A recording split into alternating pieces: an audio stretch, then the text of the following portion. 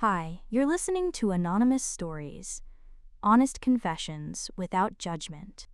If you have a story of your own, you can share it with us anonymously. Thank you for trusting us and for sharing your stories with us. Enjoy listening. I didn't leave in one moment. There was no fight, no screaming, no door slammed shut. I left slowly. In my head, long before I packed my things, I felt like I was suffocating, like my life had become too small, like I wasn't a man anymore, just a function, husband, father, provider. At home, everything was fine. No drama, no chaos. But that normalcy was what slowly killed me. I looked at my wife and didn't see a woman anymore. I saw a reminder of who I had become. She didn't do anything wrong. She tried. She held our world together. And I felt empty and blamed her for it. Then another woman appeared, not like a storm, like a promise of air.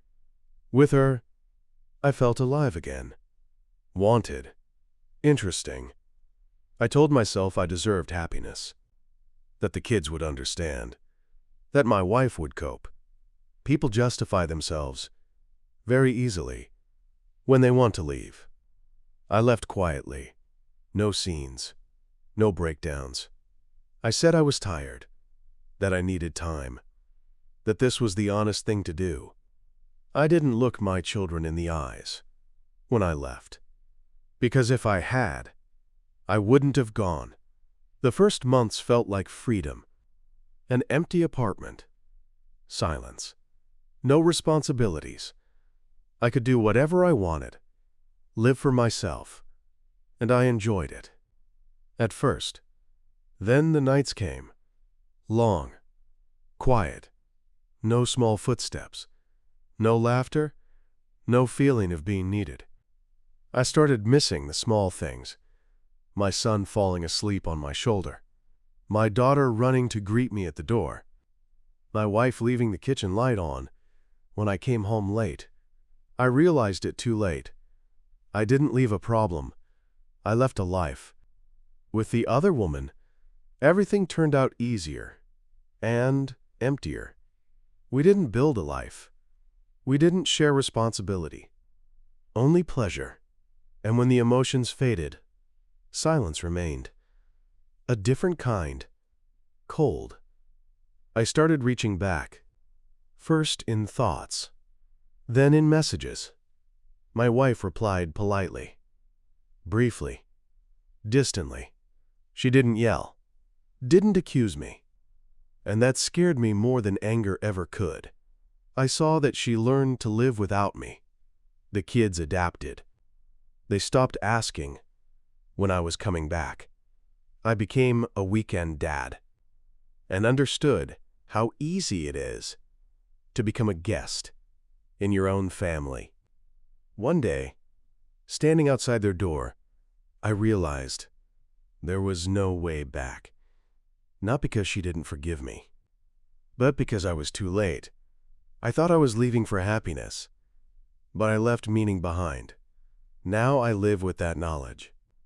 I'm not a hero, not a victim, just a man who made a choice and understood its cost when it no longer mattered. Sometimes freedom isn't an escape. Sometimes it's just a door you close forever. I knew the truth almost immediately, not years later, not by accident, not through rumors. I understood everything when it still could have been changed. And that's exactly why I can't forgive myself. We were friends, not casual friends, real ones. We'd been through a lot together. Jobs, moves, relationships, mistakes. He trusted me, the way you only trust someone close. And I failed him by staying silent. I found out about her affair by accident. I wasn't spying. I wasn't listening in. I was just in the wrong place, at the wrong time. I saw them together, too close, too intimate, to be explained away. They didn't see me. And somehow, that made it worse. I knew what I had to do. Tell him, immediately. But I didn't.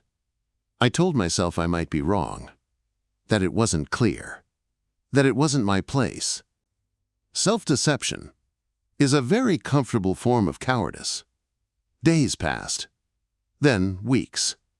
I saw them both. With him, we joked, made plans, talked about the future. With her, I couldn't meet her eyes. Every time he spoke about her with love, something inside me cracked. I kept waiting for the truth to surface on its own, for her to confess, for things to resolve without me. But the truth doesn't rush out when it's comfortable hiding. I stayed silent because I was afraid. Afraid of losing my friend. Afraid of being the one who destroys their life. Afraid he wouldn't believe me. And deeper than all of that, afraid of responsibility. Then it became too late. He proposed to her, happy, confident, certain. I stood there and smiled. It was the hardest moment of my life. I watched him build a future on a lie I knew about. After the wedding, it got worse, because now my silence had become a choice. Every holiday, every meeting, every conversation pressed down harder. I stopped sleeping well. I became irritable, closed off. One day he asked me, "Are you okay?" I said yes, and lied again. The truth came out years later. Not from me. Someone else said it. Carelessly, without concern for the damage. Everything collapsed. He came to see me. Didn't yell. Didn't hit me. He just looked at me and asked, "You knew, didn't you?" I couldn't lie. I nodded. That was the end. He didn't fight me, didn't curse me, didn't make a scene. He just walked away. And we've never been friends since. Sometimes I think that if I had told him back then, he would have hated me. But maybe he would have saved himself. Instead, he lost both his marriage and his best friend. And I was left alone with the silence. I knew the truth, and I stayed silent. And sometimes, silence destroys more than the cruelest lie ever could. He broke up with me just a few hours before New Year's. No shouting, no drama. He simply said he didn't feel anything anymore, that he was tired, that he wanted to start the new year honestly. I stood in my kitchen with my phone in my hand, staring at the clock. 11:12 p.m. Fireworks were already starting outside. People were laughing. The celebration had begun. And inside me, something went completely dark. I didn't cry right away. I just sat there, in my coat, with my bag on my lap. We had been together almost 3 years. I had plans. I imagined this night, us counting down, making wishes. He made his wish, without me. I could have stayed home, locked myself in, let the night pass. But the thought of being alone at that exact moment terrified me. So I went outside. No plan. No destination. The city felt painfully beautiful, too bright for how I felt inside.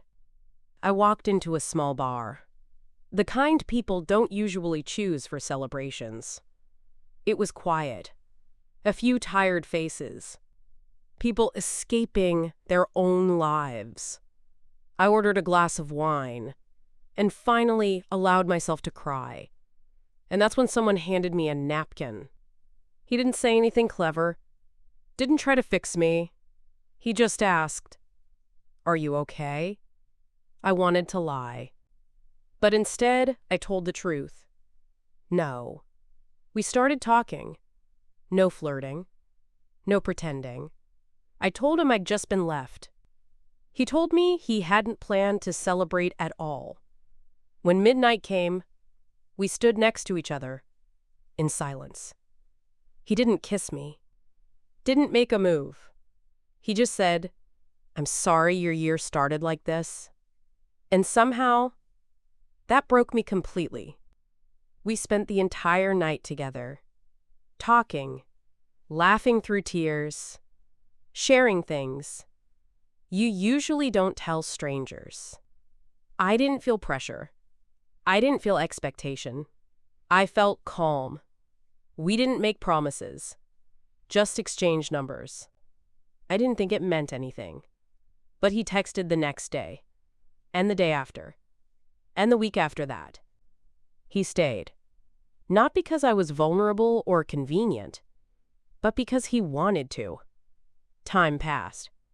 I don't think about my ex anymore. Not because he was terrible, but because he wasn't mine. Sometimes it scares me to realize that if he hadn't left me that night, I would have never met the person who turned out to be real.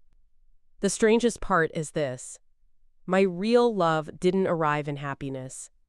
It arrived when I thought everything was over. Love didn't leave all at once. It didn't slam the door. It didn't disappear after a fight. It didn't die because of betrayal. It just started fading. At first, I didn't notice because it was happening too slowly. We had been together for a long time. So long that we no longer remembered the last time we truly looked at each other. Our life was built from routines. Who takes out the trash? Who buys groceries? Who says good night first? We worked like a system, but we stopped being a couple. I still said we. He still held my hand in public. From the outside, nothing looked different. But inside, something stopped responding. I stopped waiting for his messages. Stopped feeling excited when he came home. Stopped feeling that quiet warmth that used to live in the background of our life. I blamed it on being tired, on age, on stress. That's easier than admitting the truth. We still laughed, sometimes. But it was laughter out of habit, not because it came naturally. We still slept in the same bed, but a distance appeared between us that couldn't be measured in inches. He could hug me, and instead of closeness, I felt discomfort. And that was scarier than coldness. I started noticing small things. The way he stopped looking at me when I talked about something important. The way I stopped sharing what was happening inside me. We stopped being each other's first person. There was no betrayal, no one to blame. One day, we simply stopped choosing each other. I often caught myself thinking that being alone felt easier than being next to him. Not because he was a bad man, but because next to him, I felt empty. We never talked about it directly, because conversations like that are dangerous. Once you start, you might destroy everything you've spent years building. So we stayed quiet. We chose comfort over honesty, silence over pain, habit over risk. Love disappeared slowly so we could get used to its absence. Sometimes I think that's the cruelest part, when no one is at fault, because then there's no one to hate, no one to blame, no one to be angry with. There's only one question left. How long can you live a life where the feeling is gone, but the shape remains? We're still together. For now. But I know this. Love doesn't always leave loudly. Sometimes it just quietly stops being there. I tell everyone that I've moved on, that it was a long time ago, that we just weren't right for each other, that I let her go. I say it calmly, confidently, like I actually believe it. But the truth is, every morning starts the same way. I grab my phone, and the first thing I do is check her page. I know what time she usually wakes up. I know when she posts stories.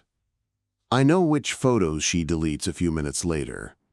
I know more about her life than I do about the people who are currently in mine. We broke up over 2 years ago. No cheating, no explosion. She just said she didn't feel the same anymore.